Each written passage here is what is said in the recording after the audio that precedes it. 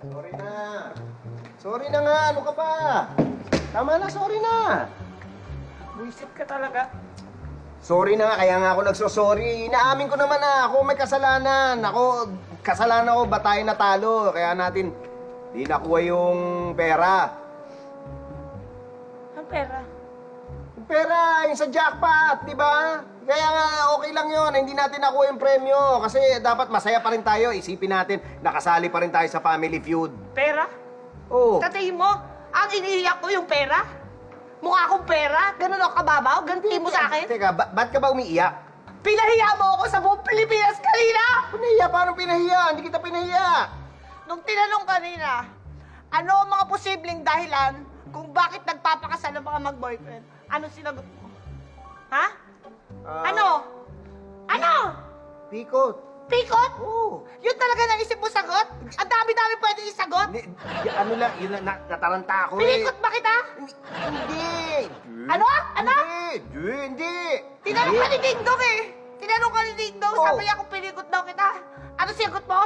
Sabi mo, mahirap na sumagot kasi baka mamaya masaksak akong kutsilyo. Tapos tawa ka ng tawa. Joke lang yun, ano ka ba? Joke na, yung tatay mo nga, tsaka yung nanay mo, tawa ng tawa doon sa audience kasi alam nila, joke lang yun. Milyon-milyon na lang ng family feud! Alam ba nila joke yan? Hindi naman personal yun, sa survey lang. Tamo, naka 2 points nga, di ba? Isa pa eh, yung tanong yung, saan madalas hinahalikan ng lalaki ang babae sa unang date? Ha? Ang top answer, sa pisngi. Oo. Sagot ko, sa labi. Oo. Ikaw, ang sagot mo? Sa motel. Ano?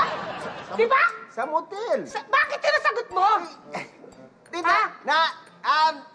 ano ko, wala hula lang, nataranta ako, syempre. Sagot ba yan pati yung asawa sa motel? Hindi. Tsaka sino tinanong mo doon? Sino yun? Ano sino? Di ba tayo nag-motel? Never tayo nag-motel?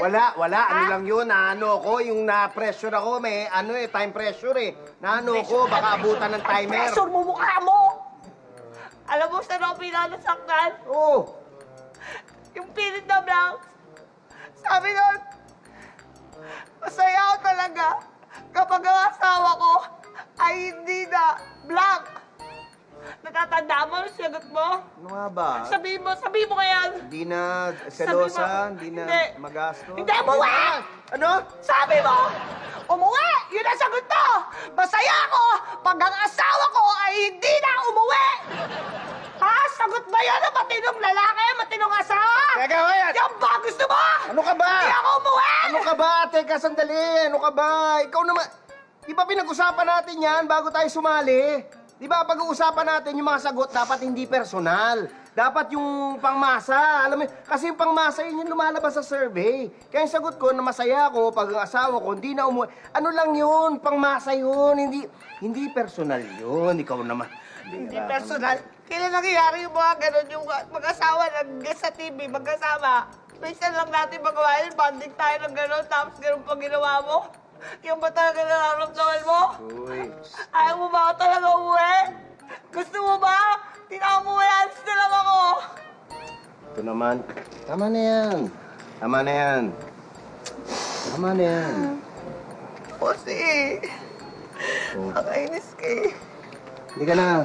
Huwag tayo sa kwarto. Ang gagawin natin? Tulungan kita. Ang tutulungan? Tulungan kita mag-impake. Sabi mo, alis ka na eh. Paulang ka talaga. Oy, ang ano naman. Oy! Ang dami yung kutsilyo! Ano? Ipikutin mo ako! Ipikutin mo ako, ha!